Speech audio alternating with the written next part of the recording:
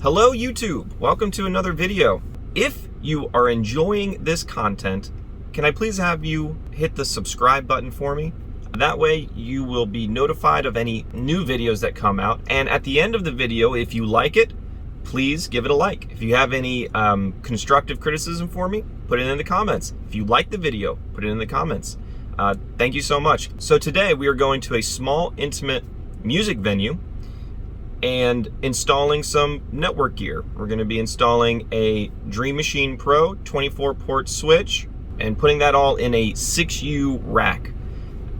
We're also going to be running some access points and a cable run for a computer. So without further ado, let's get into it.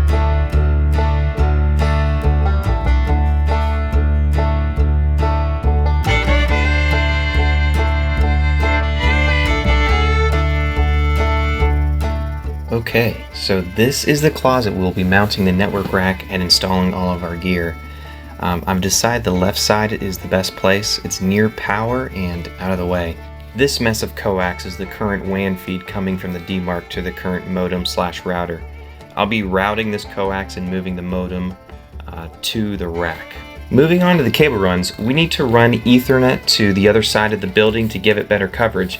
This building has several separate shops that they remodeled and turned into one. One issue we have slowing us down is the cinder block wall in between the shop and the venue. There isn't any attic space on one half of the building, so the only other way through was to go through the cinder block. So here you can see I have the biggest masonry bit I had on hand. I think it might make it through just enough. I pre-drilled the hole using a wood bit. Masonry bits won't go through wood well at all. I've got a vacuum to catch most of the dust and a cup of water to cool down the bit periodically.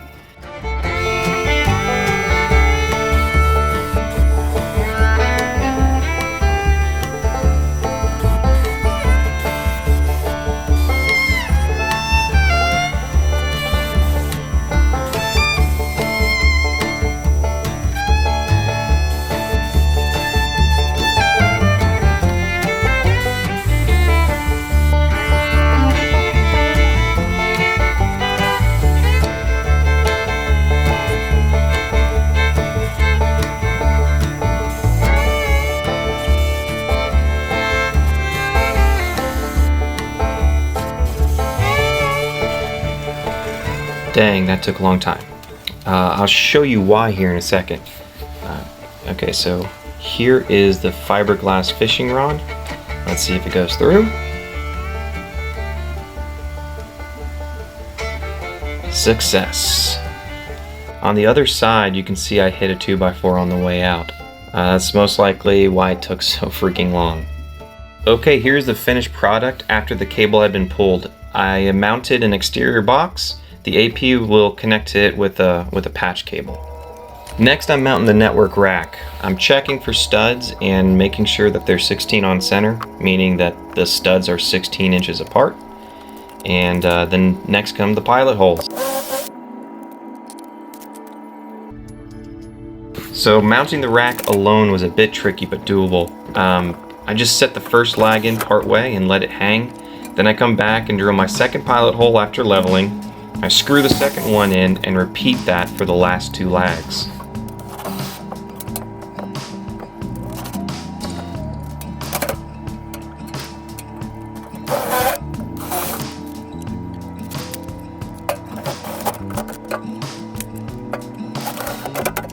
Next, I'm getting my cable runs to the rack through the drop ceiling. You can see I'm using a broomstick. It's a big time saver. It allows you to reach a lot further across the tiles. After the cable is where I need it, it's time to punch in the runs. I'm using a keystone patch panel, top image, instead of a punch down patch panel, that bottom image. I've switched to keystone patch panels recently because, well, for several reasons. Number one is because punch down patch panels get very cumbersome the more cables you have. It's more compact, yes. However, that leads to issues because if you ever need to replace one of those cables, it's a complete nightmare. Two is, if one of those ports go out on the patch panel, you have to either not use that port anymore or replace the whole thing, forcing you to repunch each and every cable. That really de-incentivizes anyone with even bothering and leads to multiple ports getting taped off, never to be used again.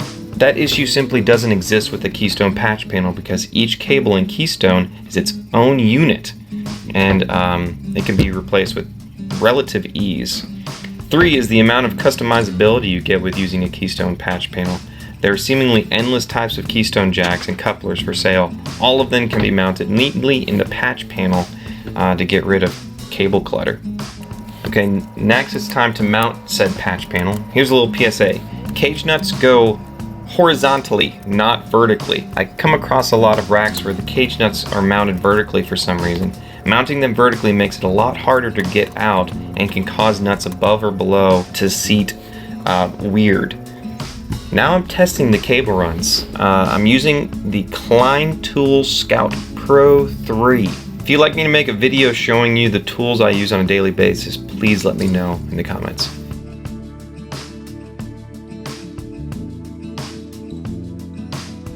We got a pass. Fantastic job, David.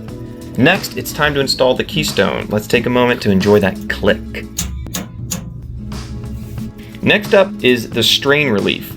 The easiest way I've found to install them is to loop the zip tie around the cable first, then loop and tighten the zip tie in the correct spot. You may be asking why I started on port 12 of the patch panel. I'm starting on port 12 instead of 1 because the ports on the Unifi switch all are on the right side. If I started on port 1, I would have had to use a longer patch cable. It just looks a lot cleaner when the patch panel and port is right on top of each other. And I don't foresee more than 12 runs in this location in the foreseeable future. And if things change, it's super easy to shift everything because it's a Keystone patch panel.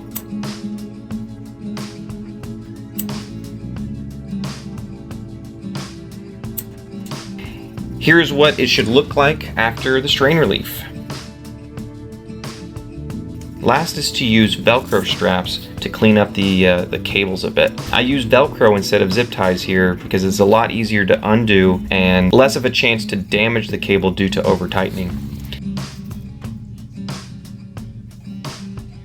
I'm installing a Unifi UDM Pro and a 24-port Unifi switch. Here's what comes in the package. It comes with rack screws and cage nuts, rack mount mounting screws, hard drive mounting screws, rubber feet, power supply, quick start guide, and rack mount brackets. Here's everything installed and patch cables in place. One thing I did off camera is port 24 on the patch panel goes to the modem. Starting at the top, we have the UDM Pro getting its WAN address from the modem on port 24. We then have a jumper on port 8 of the UDM Pro going to port 24 of the PoE switch. And on the switch, we have the 3 cable runs, 2 APs and 1 to the office. Okay, so now I'm going to give you a final walkthrough. Right above there, in the closet, we have the access point mounted. That should cover this whole area very nicely. Through that wall is the office space where we ran that Ethernet cable for the office computer. And here in the main room, we have tucked away yet open the access point. And I turned that LED off because I know lighting is important there. All right, so that is the end of part 1. Part 2 is going to be configuring the UDM Pro and logging into the modem/router and putting it into bridge mode. And then configuring the network and creating the Wi-Fi networks. I want to answer some questions that are inevitably going to come up. One of them being, why in the world did you install a 24-port switch when there's only 3 cable runs? Good question. The owner is going to be running more cables. This is just what he needed right this second. And 2, he is going to be installing some pan tilt zoom cameras, several of them, in the near future for live streaming, and those are most likely, he's looking at a couple, but they're most likely going to require PoE++, and Unifi doesn't make an 8-port or a 16-port switch with PoE++. The only one that has it is the 24-port and the 60 and the 48-port. Thank you so much for watching. If you have any questions or comments, leave them. I appreciate every single one, and please leave a like and subscribe. Thank you so much. See you in the next video.